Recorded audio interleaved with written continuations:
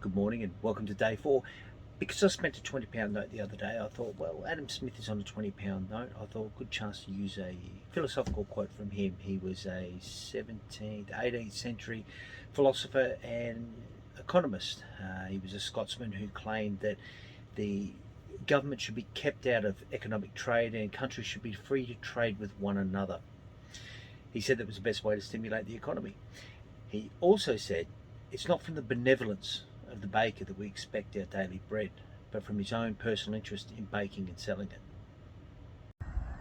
Here we are at Porchester Castle, and it was built in the 11th century. Now when we say the 11th century, that's the year 1000 to 1100. That's how people talk about it historically. I'm sure we all knew that.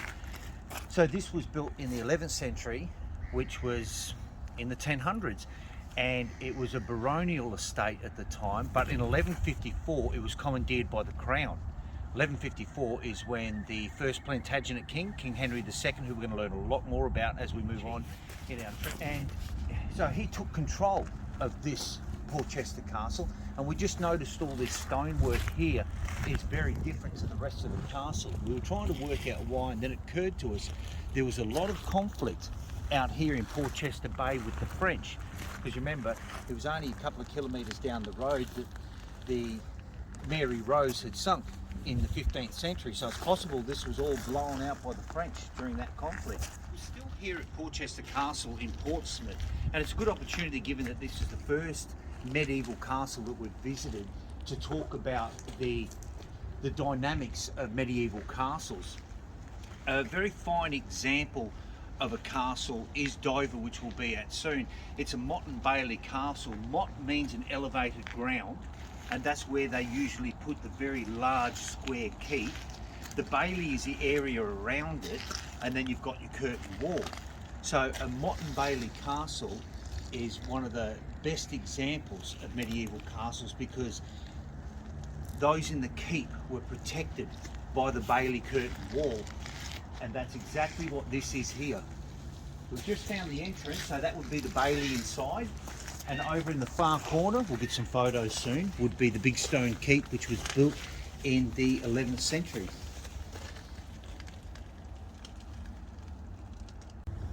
Look at the erosion, the amount of erosion, the depth of this over the years.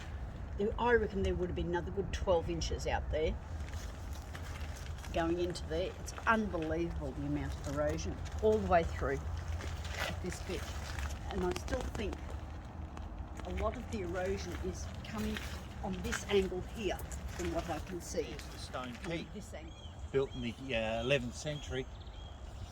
It's got a mighty big crack running up from about halfway up to the top of the keep, and you see all the arches windows that were narrow and long. It's absolutely magnificent. And this down here would obviously have been a moat at some stage.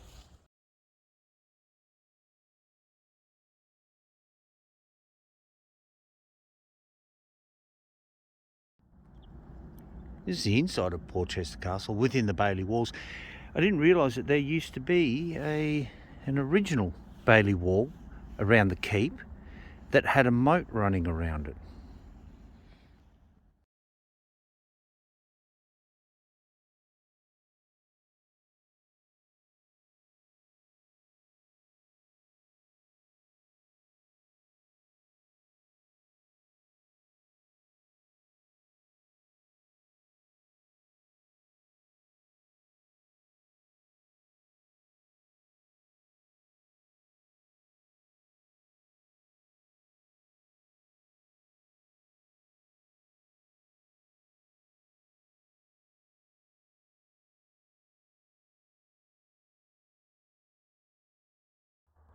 this would have been a hive of activity, all this area here.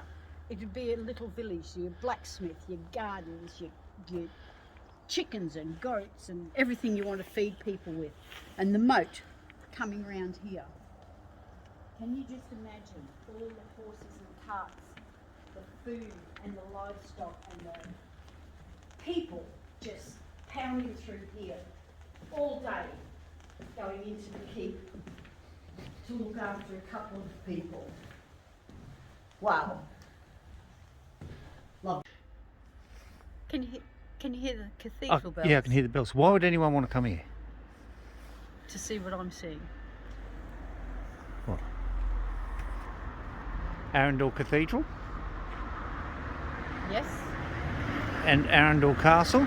Isn't that absolutely magnificent? It was built by Edward the Confessor in the 10th century, and 1 year after the Norman invasion of 1066, it became the property of William the Conqueror.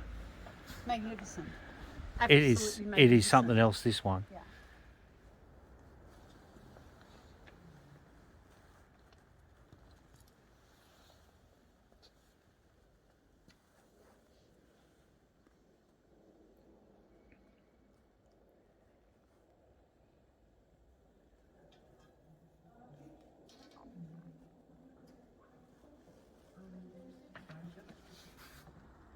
Just the sheer height of that nave, that's why they have to have these flying buttresses up there.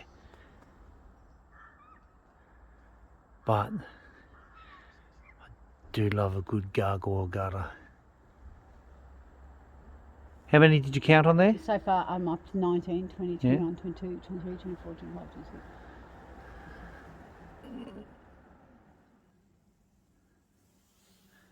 Look at the organ. Yeah.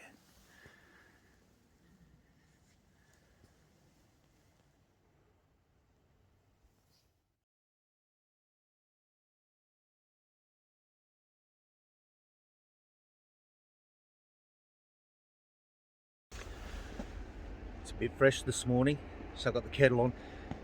We're here at Pevensey Castle, and I thought this would be a good opportunity to speak briefly about epochs and time periods so we can get a bit of a context of some of these places as to a better understanding of when they popped up in history and their relevance.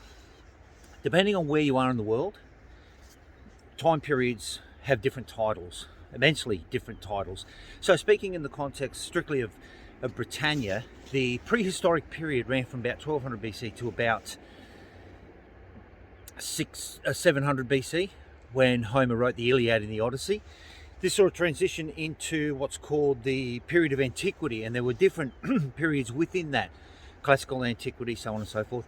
That ran to about the birth of Islam at about 600 AD. Then we saw the medieval period, which brought us up to about the 1500s, about the 16th century.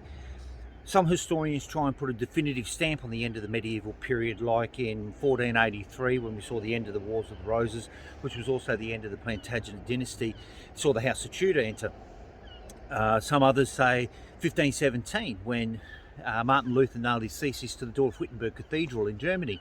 But we can say sometime about that, the beginning of the 16th century at about 1500. So Pevensey Castle here is not a medieval castle. It was built in 290 AD, and it was part of the Roman Saxon forts that they built all along the southern coast of England. They're actually called Saxon forts, and there are 9 of them scattered along the coastline. We're going to a couple of them. So this one we see today is considerably older than most of the other things we've seen so far. I'm going to go and finish my cup of coffee and come back out and have a look around. But like I say, this is not medieval. This is older than medieval. So remember the other day when we were at Yes. Porchester Castle, we were inside the Bailey, and you were Yeah. talking about the hive of activity that took Yes. place. This is a fine example, this Yes. photo here. Yes, absolutely. Thank you. This is what they believe that Pevensey Castle would have looked like Yes. during the medieval period.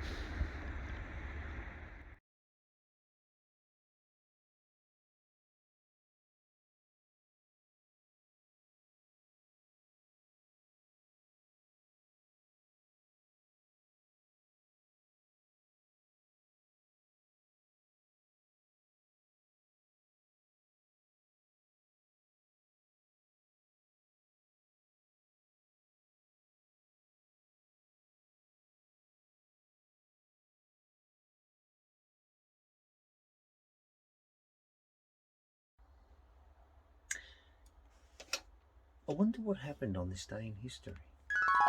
On this day, an event on the 29th of November 1961, Enos, a chimpanzee, was launched into space.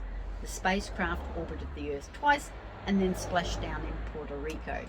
Now, would we be allowed to do that anymore with animals?